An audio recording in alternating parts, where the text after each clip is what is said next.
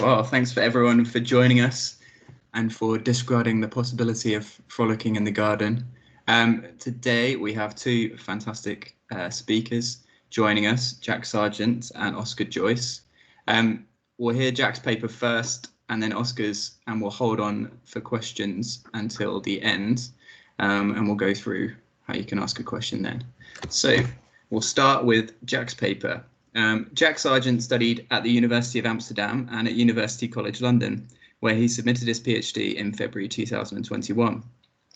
He has broad interests in the intellectual, social and political history of early modern Britain. Jack's doctorate explored the role of ritual in the production and contestation of political authority throughout the English Civil War. He has published articles on the parliamentary politics of the early 1640s and on aspects of the leveller's legal radicalism. His talk is Key to the Kingdom and a Gingerbread Mould, the Great Seal and the Dynamics of the English Revolution, 1642 to 1643.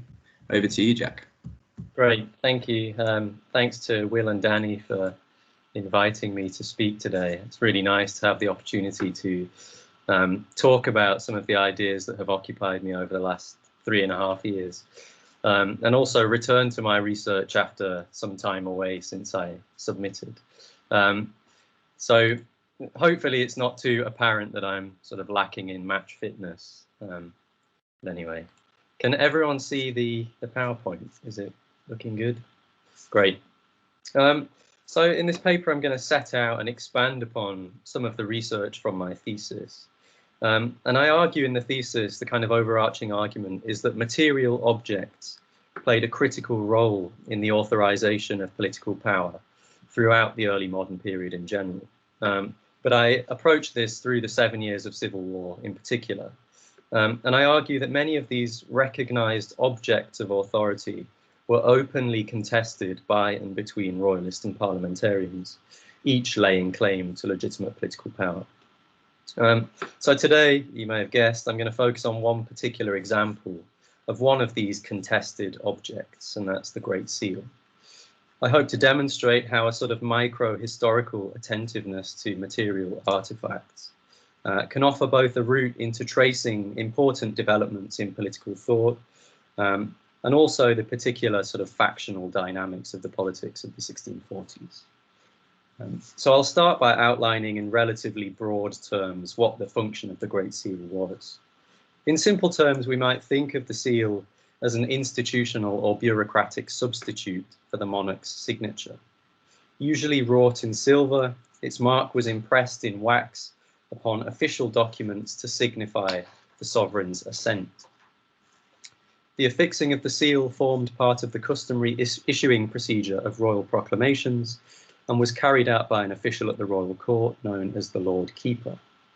And this was obviously before proclamations were printed en masse for public display.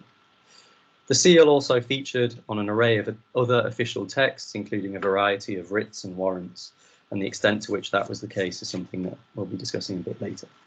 And an example of what these wax imprints look like are on the screen now. This is an imprint made by James I's Great Seal, preserved in the National Archives.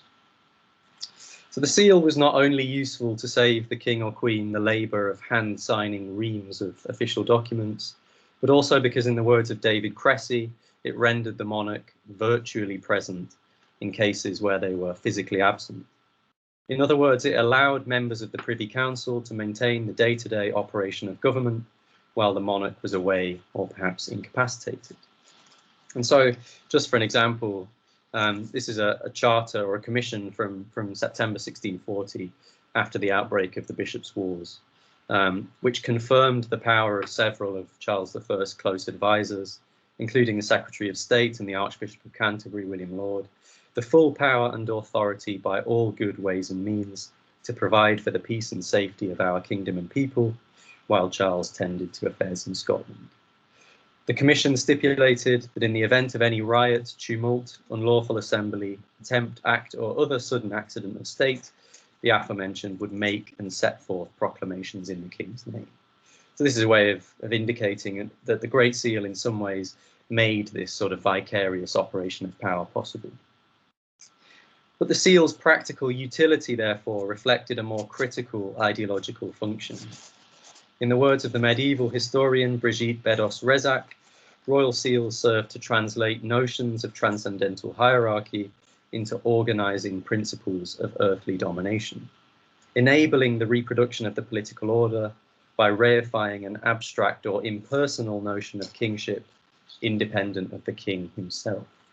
And you might notice here echoes of Ernst Kantorowicz's influential study of the important medieval and early modern notion of the king's two bodies. And it was along these lines, for example, that Thomas Hobbes differentiated between acts done in the king's natural capacity, either by word or mouth or warrant under his signet or private seal, and those under the seal of England, done in his politic capacity. Much like the crown jewels, the Great Seal was frequently presented as a mystical object, whose use stretched back into time out of mind. It therefore conferred upon the king's natural person the time-honoured dignity of kingship itself. In the words of Keith Thomas, the most common reason for invoking the past in the early modern period was to legitimise the prevailing distribution of power. The seal was, I argue, a physical means of conjuring the political legitimacy bestowed by custom.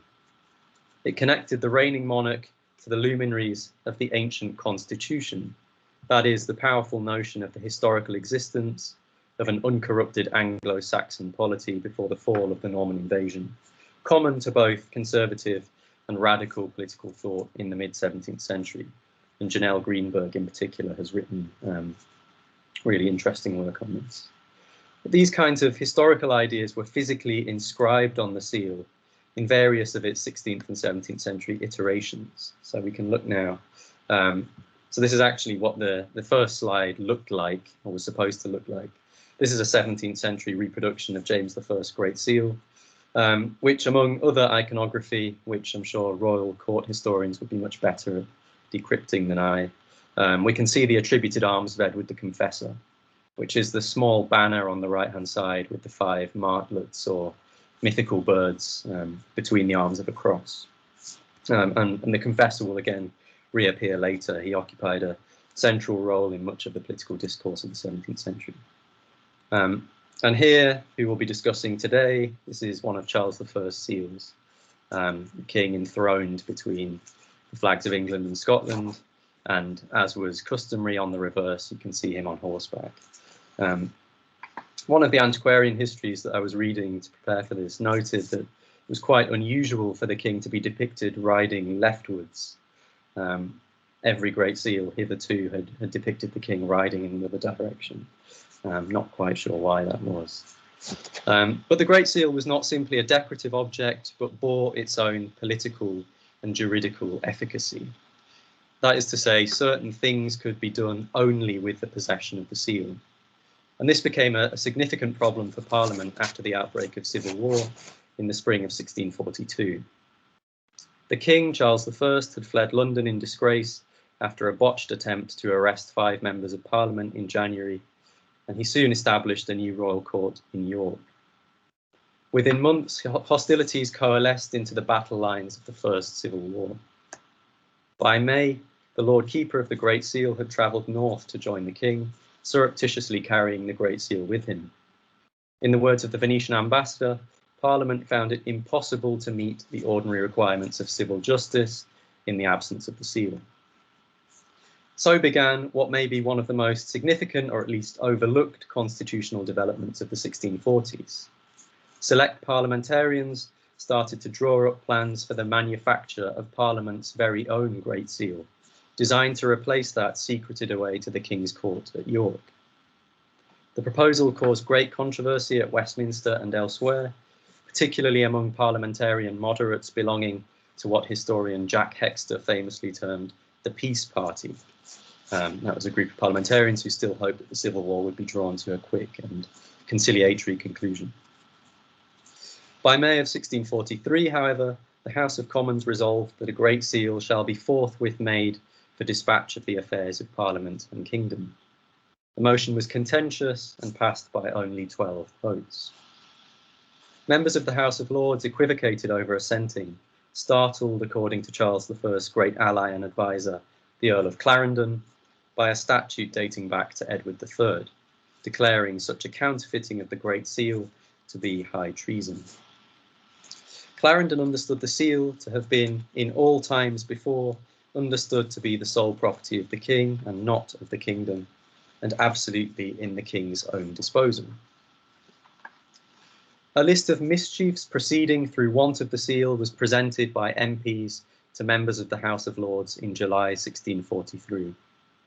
It expressed fears that the King's party were using the seal to issue out proclamations and install sheriffs prejudicial to Parliament, and noted that in the absence of the seal, Parliament could not sue any writs, including for the election of new MPs, or issue proclamations for the arrest of delinquents accused of high treason. Perhaps most seriously of all, the absence of the Great Seal, as noted by the Venetian Secretary, threatened the breakdown of civil justice. In the early modern period, every action at law began with the issuance of a so-called original writ issued from Chancery, which initiated cases in the King's name, and it was usually marked with the Great Seal. MPs noted that the conveyance of the seal from London meant that no one could request a writ without travelling to the Royalist headquarters at Oxford. As MPs noted, this was impossible for anyone who sided with Parliament in civil war without peril of their life or liberty. But regardless of the opposition of some of the Lords and cries of treason from the newly established Royalist Parliament at Oxford, the parliamentary seal was finally ordered to be manufactured in November 1643.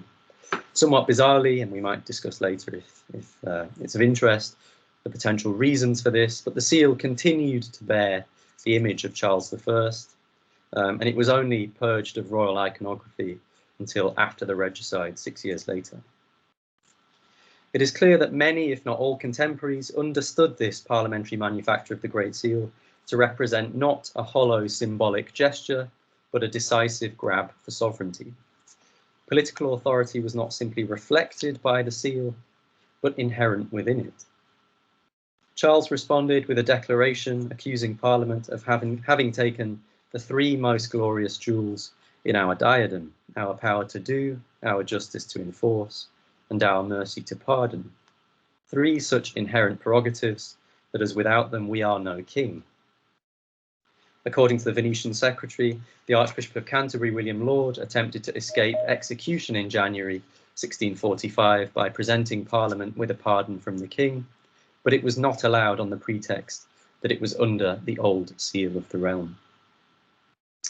By exploring attitudes towards the new Great Seal, we can begin to identify important ideological divisions forming within parliamentarianism early in the Civil War. Among those that had advocated parliamentary control of the seal was the radical MP Henry Marten, famously a future signatory of Charles I's death warrant. He described the seal as the supreme badge of supreme power. At the other end of the spectrum was MP John Maynard, who had opposed the ordinance, arguing that there was no end in making a new seal unless they intended making a new king, or we might surmise doing away with kings altogether. These opposing positions, which coexisted within parliamentarianism in 1643, were underpinned by a mutual understanding of how material objects were vital to the proper and legitimate exercise of political power. One could not, in other words, simply do away with the Great Seal. The manufacturing of a parliamentary version was not simply a legal or constitutional technicality, but the subject of public discourse and debate. Opening the assize sessions at Devizes in Wiltshire in December 1643, the Royalist Justice Sir Robert Heath raged that there have been an inconsiderable number of men now gotten together, who are as mad as I think, that have gone about to frustrate and make void the King's broad seal, by which authority we sit here. For the King speaks by his broad seal, and it is and ever was called the King's broad seal. And I think this is really useful quote for sort of grasping the almost mystical character of the Great Seal in royalist thought, political thought, as a sort of timeless mark of royal supremacy. You can really see it in that phrase, it is and ever was. Declaring the parliamentary counterfeit to be undoubtedly treasonable in whomsoever, Heath went on to urge the assembled gentlemen that the men in question ought to be inquired after, and be presented and indicted here, together with all those that adhere to them, as many as you can find. The same day, officers of the assize were tasked with publishing a royal proclamation decreed at the King's Court in Oxford, which warned subjects of any degree, place, office, or function soever to presume not in any sort to exercise any jurisdiction, power, or authority by or under that new and counterfeit Great Seal. Parliamentarian propagandists, meanwhile, set about defending Parliament's so-called counterfeiting of the King's Great Seal in print. One of the most remarkable pamphlets was written by the noted lawyer and Puritan pamphleteer William Prin, who had risen to prominence in the 1630s when punished for the illicit publication of anti-episcopal tracts with the cropping of his ears and the branding of his cheeks. One of the more radical parliamentarians in the early years of civil war, Prin published The Opening of the Great Seal of England in 1643. Through a close reading of this pamphlet, or as close as possible in 5 minutes, we can see how such an apparently trivial matter of the Great Seal, something that appears to us as quite symbolic, was bound up with profound ideas of the nature and origins of political authority. Like much of the partisan political writing of the Civil War period, Prin's arguments were empirical, involving the purported identification of the historical origins of the Great Seal. Ostensibly having consulted a range of historical records, Prin went on the offensive, attacking a sacred cow of the much vaunted ancient constitution. Prin argued that Edward the Confessor himself, addicted to the customs of the French, was the first king to have ordered the manufacture of a Great Seal. And interestingly, modern scholarship seems to more or less confirm this. Edward, according to Prin, had ruled that all charters, patents should be thenceforth sealed with his royal seal, or else be reputed invalid in law. The crucial implication of this argument was that the necessity of the seal in legislating was a perversion of an original constitution that made no such requirement. In its place, the Norman-influenced Edward had used the seal as a means of asserting arbitrary power over English liberties. Perhaps more revolutionary than Prin's negative arguments were, however, those that made a positive case for Parliament's legitimate possession of the Great Seal. While admitting that the use of a public seal had initially constituted a perversion of English legal practice, Prin constructed an argument that might be described as a pragmatic republicanism, an assertion of the common good as the supreme law of government, inflected by the peculiarities of custom and the accidents and infelicities of history. Despite having argued that the introduction of a Great Seal represented an unwelcome Norman innovation, Prin asserted that through their practical use in the exercise of politique capacities, I can't remember if I'm on the right slide, I think I am, the whole kingdom and parliament came to gain a public interest in and jurisdiction over these seals as well as our kings, which is a really revolutionary statement, to say the least. Here we can see how arguments over the possession of the seal were integral to bigger questions over the ultimate locus of sovereignty. Instead of an essential time-honoured mark of the monarch's supremacy, Prin reconceptualised the seal as public property, disposed of by a sovereign parliament on behalf of the people at large. By identifying the concrete circumstances of the Great Seal's creation and its position within England's broader constitutional history, Prin stripped a mystical object of this veneer. Prin is not usually treated as a Republican thinker, particularly in light of his pivot toward advocating a settlement with the king later in the 1640s. But his Great Seal pamphlet was clearly founded upon Republican principles. The seal itself was a public thing. His pamphlet implied a version of political power as derived from the people, from a public, rather than from any particular unique or transcendental qualities of monarchy itself. Indeed, in the same pamphlet, Prin drew direct parallels between civic corporations that governed towns and cities and that had their own seals, and national government. Just as the seals of corporations were made only for their common good and affairs, so Parliament, as the representative body of the kingdom, came to have a right in and a power over the Great Seal of England. He concluded by citing the brief produced in July 1643 by MPs attempting to convince the Lords of the necessity of manufacturing a parliamentary seal. The Great Seal was clavis regni, the key to the kingdom, and therefore ought to be in the custody of Parliament, the representative and supreme political institution, during the time of its sitting. At the same time here, however, we can perhaps glimpse the hard edges of Prin's radicalism in the subtle conflation of Parliament and the people. Prin, after all, was an advocate of parliamentary rather than popular sovereignty. The tract provoked a typically florid response from the prolific royalist pamphleteer John Taylor, who claimed that a people already struggling under the burdens of Parliament's financial demands would be unwilling to be sealed for fools and pay for the sealing too. He advised Parliament to save money on expensive wax and suggested that their seal might make an excellent mould to make wafer cakes or cast well-kneaded gingerbread in. Accepting Prin's historical account, Taylor replied, "No part of this doth say that Parliament made that seal.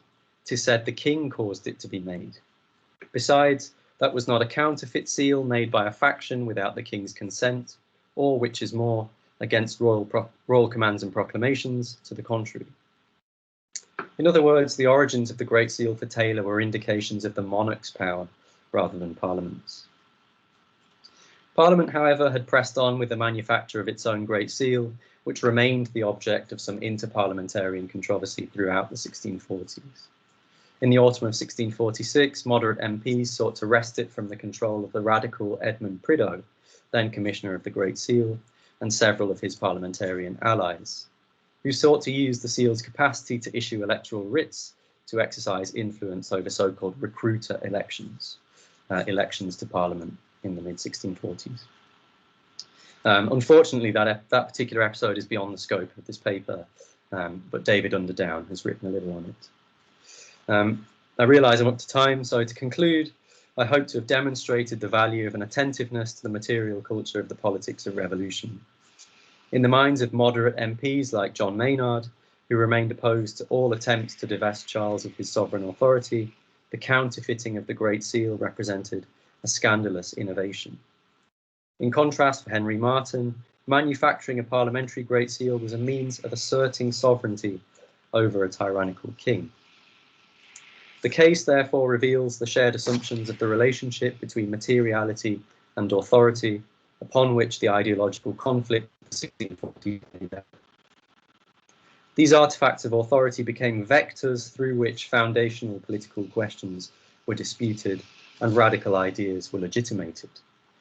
By revealing the seal to have concrete origins in English constitutional history, William Prin demystified an object that had derived its potency from the essential mystery of kingship, transforming it into a means of constructing an argument for parliamentary sovereignty, itself based on custom and precedent.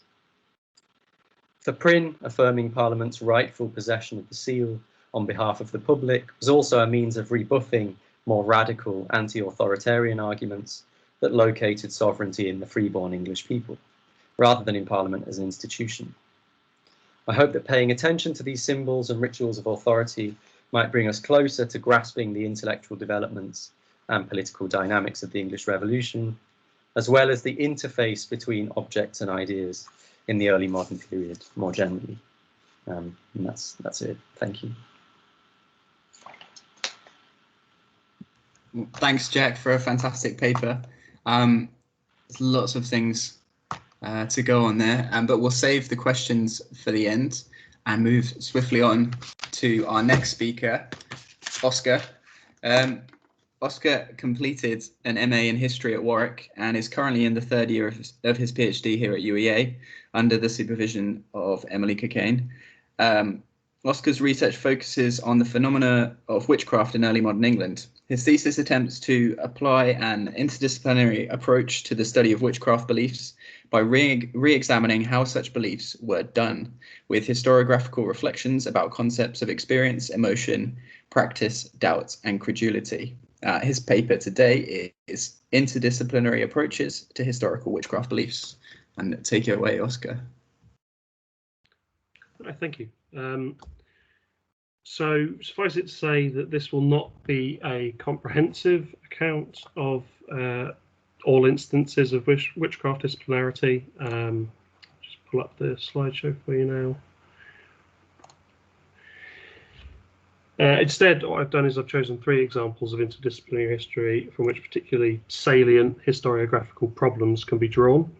I will then close with a version of an interdisciplinary approach I've arrived at in my own research. On the screen at the moment, you can see quite a good quote about the nature of witchcraft scholarship. So I generally proceed according to Malcolm Gaskell's comment that historians might be running out of things to say about English witchcraft, and that one of the ways out of this rut is to produce work that cross-fertilizes interdisciplinarily. So prominent scholar of witchcraft and magic Ronald Hutton called for renewed collaboration between history and anthropology. In 2004, Peter Gashir, noted anthropologist of African witchcraft, contributed a chapter to the edited book Emotions in the History of Witchcraft, which was an otherwise historical enterprise published in 2016. And I'd argue that characteristics of ethnography are found in something like Alec Ryrie's 2013 Being Protestant in Reformation Britain. So the first problem I'll go for is incomparability and the use of dated interdisciplinary models. So Alan Macfarlane's Witchcraft in Tudor and Stuart England from 1970 and Keith Thomas's Religion and the Decline of Magic from 1971 dominated the historiographical landscape of English witchcraft studies for decades, with a socio-psychological thesis that proposed witchcraft accusations emerged from neighbourly confrontations and the toxic mental effects of guilt engendered after some neighbours refused to give charitably to others. Their work was frequently cited as a vanguard of anthropology's integration into history. But there was a back and forth between Thomas and anthropologist Hildred Geertz, produced distillate critique of the ways in which Thomas had employed anthropological models.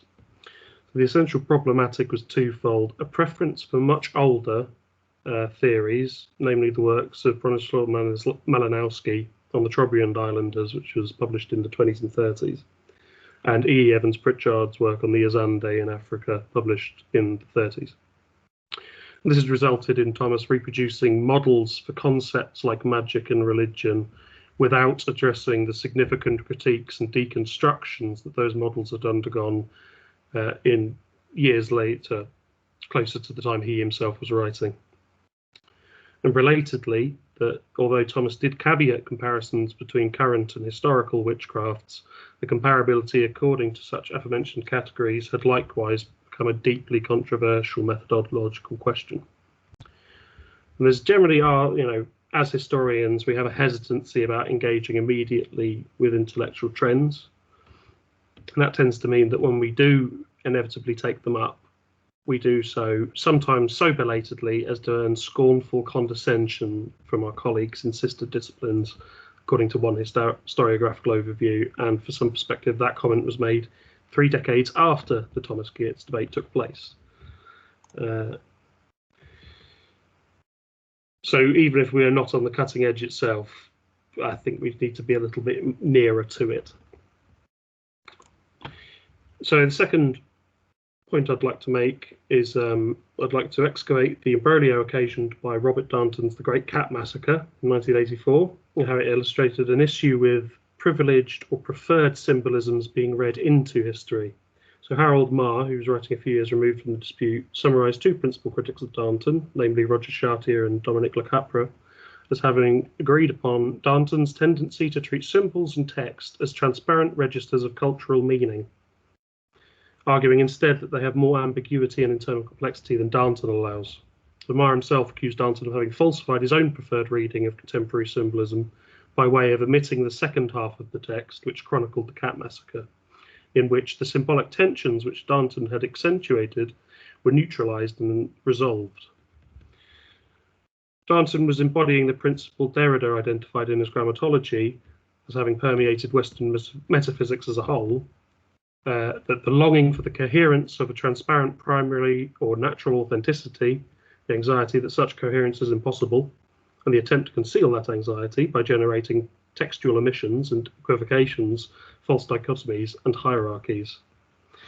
So there are several salient points here. Firstly, that doing interdisciplinarity well requires extra attentiveness to context, precisely because the promise of retrieving deep historical realities via thick description and interpretation can lull us into an interpretative complacency, in the haze of which we slip into convenient readings. As Roger Chartier warned, in a point exceedingly relevant to the study of witchcraft through contemporary texts, in relating it and interpreting it, the historian is dependent on a report that has already been made out of and a text that is already in existence, invested with its own specific ends. The text exhibits the event, but it also constitutes the event as the result of the act of writing. So consequently, the application of anthropological methods to the indistinct text do not in themselves resolve all uncertainties. They may even create a few problems of their own by destroying the textuality of texts that relate the symbolic practices being analysed. The second point being, we must be aware of what Marr described as a utopian tendency in much of ethnographic history, resulting in symbolic analyses sublimating the social context which gave these symbols their meaning. So Stephen Felt, the anthropologist, has written in his self-reflections on the fieldwork he completed in Papua New Guinea that when reviewing his book with his native friends amongst the Kaluli, they queried why he had devoted so much space in his book for singular performances and not the everyday soundscape which informed their meaning. I think as a third, just general point, we should avoid turning toward anthropology and any extradisciplinary theory and conceptualizations as a quick fix solution to historical graphical difficulties. So the third historiographically problematic interdisciplinary approach is that which incorporates, to speak generally, universalizations. So I've tentatively phrased this as concepts that answer questions rather than pose them, which is the perennial headache of marrying history and the sciences. So for Lucien Febvre, psychological anachronism, that is our habit of projecting the present into the past, had to be refrained from in order to achieve an historicity that will illuminate all the actions of social groups, and in the first instance their mental processes, by examining the general conditions of their existence. Witchcraft, by its intrinsic qualities of liminality and ambiguity, seems especially to invite attempts to either recast or solve it. As Stuart Clark has observed, discomfort with the unreality of witchcraft and what implications this has for the doing of history has led many to explain it in terms of something more real, in the language of pathology. Infamously, the witch hunt in Salem has been explained away as the result of inhabitants developing ergotism from consuming contaminated rye. A more recent but conceptually similar solution for explaining historical symptoms of possession and bewitchment is a retrospective diagnosis of anti-NMDAR encephalitis. Putting aside for one moment that the ergotism explanation is simply wrong, I'm not sure what we learn as historians if it were true. Whether or not these people were suffering from legitimate medical maladies, as we would now understand them, does that help us describe the ways in which their symptoms were contemporarily described, categorized, or contested? How and by whom? According to what criteria, informed by what and why? In short, where does historical context fit into this explanation? The solution has no historicity. It exists entirely outside of contemporary experience and is incommensurable with it. It seems to me that ergotism in Salem fits into a history of ergotism, not a history of witchcraft. So distinguishing here between applying approaches from anthropology and psychology is a differentiation of degree rather than kind. You can reasonably argue that taking an approach from anthropology is in effect to participate in the same confirmatory process as in the case of integrating scientific theories. I think perhaps what differentiates them is that their foundational presuppositions differ. Ethnographies are intrinsically concerned with specificity, and this resonates with the specificity that having historicity demands, whereas psychology is usually a universalizing theory. To speak very broadly then, anthropology encourages historians to re-examine historical phenomena and chart relatively the web of culturally bounded meaning which they produced and were produced by. Psychology and other more scientific fields provides us with a modern theory into which we tend to plug historical examples. We can locate psychological phenomena as they existed in a particular time period, but the explanatory device doesn't change. We're always proving it by transposing it backward in time. So for an example of this, I'm going to quote Stuart Clark again. For those who aren't aware of his work, he's an intellectual historian, and there's two seminal pieces being Thinking with Demons and Vanities of the Eye, in my opinion.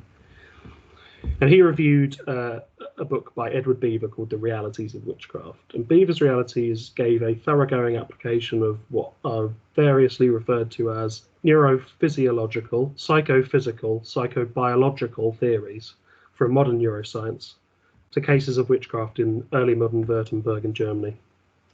Clark found in it a thoroughgoing reductionism that seeks, wherever possible, to transform the rich colour and texture of lived experience into the drab monotony of brain functions.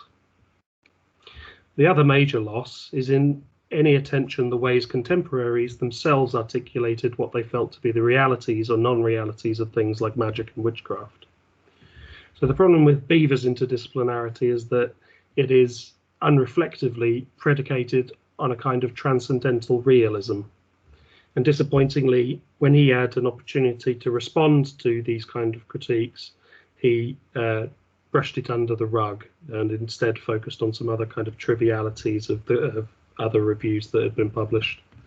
So I can't really help but agree with Clark when he writes that it's best to quarantine these types of reality questions that Beaver insists upon, so that we can pay proper attention to the only reality issues that matter in the history of early modern magic and witchcraft, those debated inside the cultures concerned by members themselves. I'd just like to add a little addendum that this is not to say that an interdisciplinary approach to historical witchcraft drawing from psychology is utterly untenable now and forever. I speak a little bit cynically because I experienced disappointment failing to square that circle myself, and I was unable to shake the feeling that I was just providing historical examples for modern theories of cognitive science. But Lyndall Roper, who's more predisposed towards a generous evaluation of psychoanalysis and history, having successfully applied it in her own monographs, Oedipus and the Devil and Butch Craze, she realised that where psychoanalysis is used simply to re-describe material, it deadens it. And her own solution to bridging the gap was to situate fantasy within broader contemporary sets of cultural fantasies, which to my mind indicates a turn back towards the sort of emic analyses of meaning familiar to ethnographers. Roper's work is in fact cited approvingly by Joan Scott in a 2014 edited volume which cautiously explores the potential for reconciliation between history and psychology. But I'd reiterate that the way in which this reconciliation is being achieved is by recontextualizing it to be more like ethnography. So I sort of summate that with ultimately a good interdisciplinary approach is one that informs and enriches the writing of history, but doesn't dominate it. So for the last section, what does this mean for us who are interested in doing history in practical terms? I can just give a kind of autobiographical account. So for me, it meant marrying insights from the history of emotions with reflections from anthropology on the concept of belief itself. Emotion has always been a through line of my research, but I noticed that the best available recent work on emotion and witchcraft, in my opinion, isolated the emotions of the witch too much. The best terminologies that the history of emotions has produced, William Reddy's Regimes, Barbara Rosenwein's Communities, Monique Shear's Practices, and Benno Gamel's Styles, share a recognition that emotions are done socially and constructed highly contextually. I think too little has been done to compare representation of witches with the actors that appeared alongside them. And then I came across an article by the anthropologist Jonathan Mayer, in which he argued for the importance of making an effort to describe with precision historically specific modes or styles of belief in relation to their specific contexts, and that specific modes of belief found in particular contexts can impose specific conditions on reasoning. He proposed that it was absolutely necessary for anthropologists to complement understandings of propositional belief with a complementary study of styles of belief. So his work on Mongolian Buddhism, the believers in which overtly value the mastery of the practice of believing over the propositional content of the beliefs themselves, made this conclusion obvious to him.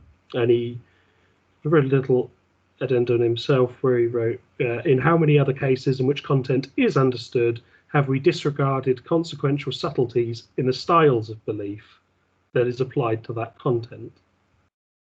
I'd like to move on to Nils Boubant's The Empty Seashell, which was published 2 years later, and he doesn't cite Mayer, but he does seem to realise an approach that sought to describe an ethnographic style of belief, in this case from the witchcraft and lived experiences of a village community on the Indonesian island of Halmahera. So from his time spent living in and studying witchcraft in the village of Buli on this island, he came to understand it more as doubt and uncertainty than what we would understand as belief. Functionalist accounts of witchcraft rationalise it into this concrete and useful explanation serving a purpose, and in doing so intrinsically de-emphasise doubt. Whereas Boubant seeks to question the idea of witchcraft as belief and to emphasise doubt as a shared condition of witchcraft, although he positions his analysis away from witchcraft as belief. I actually think that it invites a reconceptualisation of belief itself to include doubt more prominently as something that is experienced and, consciously or not, cultivated, as per Mayer. And at the heart of this doubt is the aporia, borrowed from Greek philosophy and Derridean deconstruction theory to describe a generative impossibility or impasse in attempts to comprehend phenomena.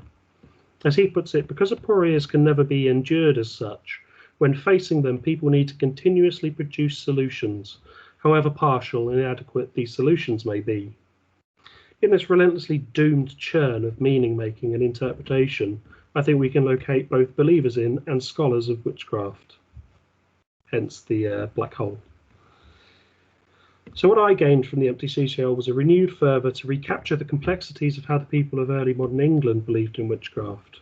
I'm mindful of Todd Sanders' caution that aporia is particularly applicable to witchcraft in Buli, but runs the risk of turning witchcraft into others' metaphysics even when it isn't, and of transforming our interlocutors into para-philosophers in spite of themselves. To deny early modern English villagers a degree of philosophising spirit would be wrong, but their concerns were also eminently practical and quotidian much of the time. When discussing early modern English doubt or scepticism about witchcraft, it's usual to trot out some suspects like Johann Weyer, Reginald Scott, Thomas Addy, or Balthasar Becker, because their conclusions were ultimately amounting to disbelief. But ordinary people should be considered as well. Were they really guilty of holding these everyday village credulities that Hugh Trevor Roper disregarded in the 60s? Stuart Clark's Thinking with Demons did a great job of reconstructing the nuanced ideological and mental architecture of late medieval and early modern learned demonology, but as is often the case with intellectual histories, his application of his findings to the popular sphere was very limited. I think it's valuable to extend that same courtesy that he did to demonologists to the believers in witchcraft that populated and produced narratives of early modern English witchcraft cases and trials. So experiences of witchcraft were spaces of contested meaning, even amongst those we would otherwise binarily lump together as believers. The families of the Brits were often presented as having been slow to believe, arriving at witchcraft after exhausting more conventional medical or folkloric explanations. And it was common for the witch to be tested in various ways to verify their conditions. So when Joan Cuddy of Stystead was reported to have had her familiar Jack topple a huge tree, this event was couched in the reputational authority of the High Sheriff, on whose grounds it had been felled, who acknowledged it to be blown down in a great calm. When Thomas Darling fell ill and a local cunning man suggested he had been bewitched, his aunt doubted of the matter. And once the family did begin to accept that bewitchment was the cause of his sickness, they were cognizant that they could not accuse her without sure proof. It's commonly acknowledged that someone could be suspected of being a witch for decades before any formal legal action was brought against them. References to long-standing ill reputations abound, indicating a drawn-out process of uncertainty and disputation within communities. Ralph Jocelyn recorded 2 examples of this kind of negotiation in his diary. When the minister of Coningane reported to Jocelyn his suspicion that Anne Crowe was a witch, and Jocelyn pressed her, whereupon she protested her innocency, whereas when Mr. Cressiner thought his child bewitched by one J. Bidford, Jocelyn took the fellow alone into the field and dealt with him solemnly, and he conceived the poor wretch was innocent as to that evil. When accusations of witchcraft did make it to the courts, there was no guarantee of conviction, and rates could vary from approximately 40% from 1598 to 1608 to 17% from 1608 to 17. The Home Circuit Assizes had a conviction rate of only 32%, and only 22% of those indicted were executed, And for anyone who was present at last week's talk by Louise, I think she mentioned that 50% of highwaymen were killed at one point who were charged. So similarly, alongside the malicious actions of the witch, certain behaviours were praised for their constraint, as when a man who struck Henry Sutton, the son of a suspected witch, enkindled her venomous nature, even though the boy had received no hurt from the light blows. The placidity and godly pleasantness of bewitched children was a common trope, broken up by acceptable lapses of restraint when they were reduced to pious weeping, often while exhorting the suspected witch to confess. And the hardened heart of the witch prevented proper feeling sometimes, which was instead demonstrated by her, and it was usually her, accusers.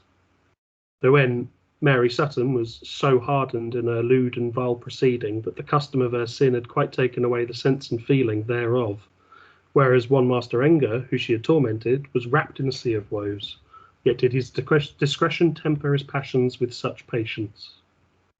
And if the witch could feel, it was often conceived of that she felt too liberally, such that she was engulfed in passions of malice, envy, and rage. So just in summary, I myself ended up with an approach that is inspired by relevant, up-to-date extradisciplinary theory without being entirely beholden to it, and which encourages the charting of historical boundaries of experience, categorization, and presentation that constitute how the early modern English did believe in witchcraft. Thank you. Thanks, Oscar, for another fantastic paper. So we now have the opportunity for questions. If you have a question for either Jack or Oscar, feel free to raise your hand using the raise hand function, or you can type it into the chat if you prefer me to ask the question for you. So feel free to do either of those. Does anyone have a question straight away?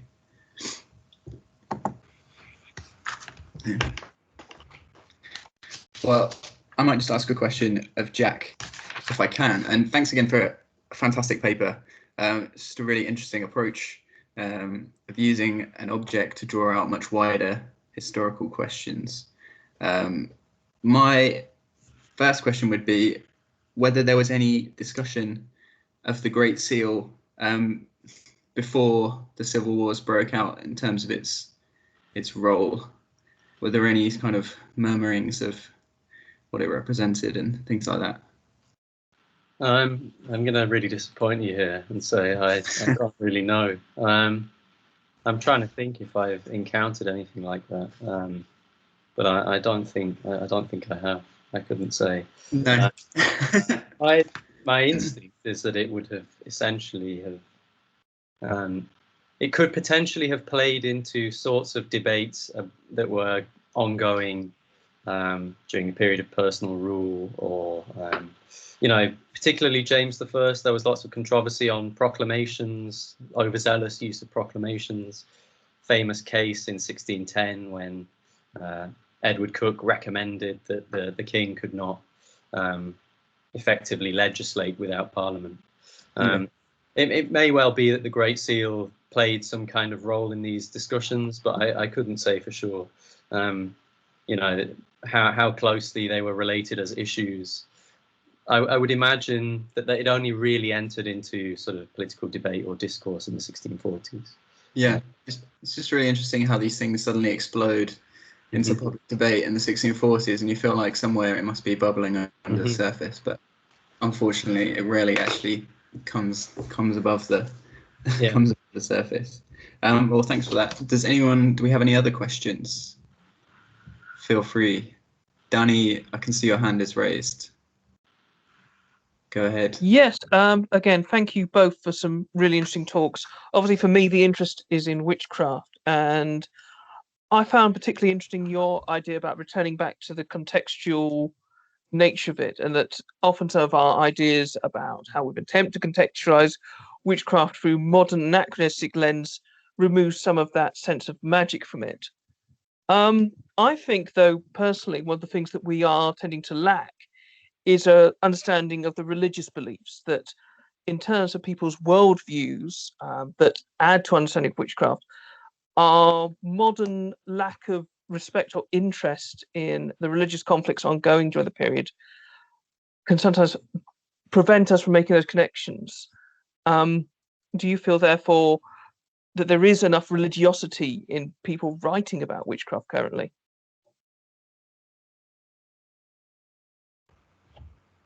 Am I live? Sound good? I'd say, yeah, I mean, that's kind of echoing a point that's been made by Brad S. Gregory, amongst others, about believers or non-believers writing different kinds of history. I agree. I think, obviously, religious context is hugely important. And I mean, partly that is one of Stuart Clark's great contributions being that he's brought back to the fore the kind of demonologies that were otherwise maybe sniffed at, and that as a genre was a whole kind of way of thinking, hence the title. I mean, in terms of that, there are sort of structures of religious tendency, obviously many throughout the period, but there are things like concepts like security, both, you know, in terms of its current meaning now, as well as the specific meaning to contemporaries and people who are very worried about their destination, that I think could do with some more looking into as well, because I mean, that plays into the whole sort of wider debate of certainty, credulity, what do you believe, and is it right to not doubt? I think that, I mean, there's that kind of, that causes a huge amount of energy release throughout the period. Yeah. So.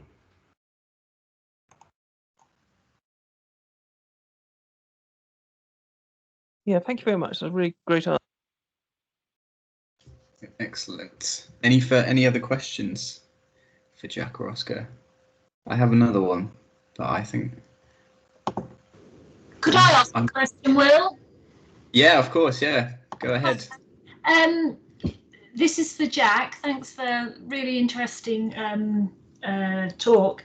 It's all sort of quite outside my sphere of research, so you'll have to bear with me if this seems rather a bit of a naive question. But I worked as an archivist for many years, so I did actually handle quite a lot of great seals. You were talking about the seal being a public thing. I just wonder at what level, you know, how tangible was it for members of the public to actually see a seal? You know, one imagines that it was only obviously in the higher echelons that they would have seen a seal. Are there any statistics on, you know, how many seals were actually issued during the period in question, or? You know, yeah. In terms of numbers, I have no idea. But I think this is a really interesting question. And it's why this debate is quite interesting to me, because it's clearly publicly discussed. Discussed at the assize sessions, which are usually open to the public. Prin and Taylor's pamphlets suddenly brings what is quite a sort of high or legal technical matter into the public as a means of reflecting on more profound questions. As to how frequent sort of ordinary people would have encountered a great seal, I'm not sure. My instinct is that it would have been very, very rarely. So they were not customarily affixed to every royal proclamation that was issued out and printed and then sent out. It would have been issued to one copy, for example, and then it would have been printed en masse. In 1642, when the king set about raising an army, he issued these huge symbolic documents called the Commissions of Array. And these did have literally great seals in wax hanging off them, and they were carried around at the provinces and used to try and rally ordinary people to the king's banner. So I'm sure there would have been some encounter with the Great Seal, particularly at this moment of high political tension. But I suspect this would have been sort of out of the ordinary, a sort of unique, exciting sighting for someone. Yes, because I mean, my sort of dealing with them has generally been on, you know, charters, borough charters, that kind of document. So you can imagine in some case that being shown, the fefis, whatever of the town, when travelled up to see the king. Obviously, there was a lot of money exchanging hands to have these charters passed. So it's an interesting discussion. Yeah. Okay. And I think it's really interesting on that point as well is that people would have clearly known what a seal was, particularly in corporate towns and so on. It was sort of bound up with an apparatus of sort of often featured royal insignia, so corporate maces or seals, charters, that kind of thing, formed an apparatus of a sort of aesthetic authority in a way. Authority stained glass, other sort of mediums where they would have seen arms and borough seals. Yeah. Okay. Well, thanks. Cheers. At the risk of asking you another question that you can't possibly answer, Jack, I was going to, on that point, are there any examples of people kind of, the word has gone out of my head, not iconoclasm, damaging the seal in some kind of public rebuke? Yeah, I'm very pleased. It's almost like that's a plant, that question, because not the Great Seal itself, but I found a case from a pamphlet that described how when Marlborough was sacked by royalist forces in 1643, I'm not sure the seal itself, but certainly the town charters and the mace and that kind of thing, and they went through and ransacked this town. They carried away the charter, tore all the legal records in pieces, and then a few years later, after the Civil War, they write a petition to Cromwell saying, we were loyal supporters of the parliamentarians. We had our charter carried away in 1643. Can you please grant us another one? So certainly they had this, they were bound up with sort of ideological import and partisan import as well during Civil War. So not the Great Seal itself, but seals are certainly do have this character. Yeah, I was going to actually just a quick follow-up to that. I mean, it's really interesting point about Prin's kind of proto-republican arguments and the idea of a kind of participatory public and power base. I was just wondering, did anyone? I mean, it's interesting, even as he kind of demystifies the history of the Great Seal and locates it in reality, he still advocates producing another one. So is there anyone that advocated simply getting rid of the Great Seal, which is interesting, that they felt like they needed something to symbolize authority, even if they disagrees with the authority that it symbolized? Yeah, no, I think that's the crux of it for me. That Prin is, I've not found anyone that says we should destroy all of this stuff. The closest is maybe Henry Martin, who, I've written an article about the crown jewels, and it's Martin advocates that Parliament takes custody of the crown jewels in 1642 or 3, and for him it seems to be a means of sort of demonstrating Parliament's supremacy over the king. I.e., if you control who can be crowned king, then you are supreme, you are sovereign. And I think for likewise for Prin, especially because we know, reading back, that he has these conservative impulses beneath this sort of radical exterior, that for him it's about finding a way of making sure that authority is not destroyed, altogether. It's about sort of forestalling social revolution, and I think for him the seal is a means of sort of these sort of objects of authority that have been established and are used as means, and see, you can draw sort of parallels between seals and proclamations and writs and declarations and that kind of thing, of sort of more or less banal ways that authority was encountered and asserted over ordinary people. And so for a parliamentarian like Prin, I agree with sort of the premise in your question that this is a way of being certain that you are not destroying authority, but preserving it in a sort of symbolic structure, I suppose. Yeah, thanks. That's a really great answer. I'm sure I could keep asking more questions, but does anyone else have any questions to finish? Feel free. Ask now or forever hold your peace. No? Okay. I think we'll probably wrap up there if no one wants to ask anything at the last minute, which just leaves us to thank Oscar and Jack again for coming and giving 2 fantastic papers, which hopefully will have given you lots to think about. So we have the final seminar in 2 weeks. So it'd be great to see you all there again. And other than that, have a good weekend. Have a good double bank holiday. And I hope to see you again in 2 weeks. Cheers. Cheers. Bye. Thank you. Bye.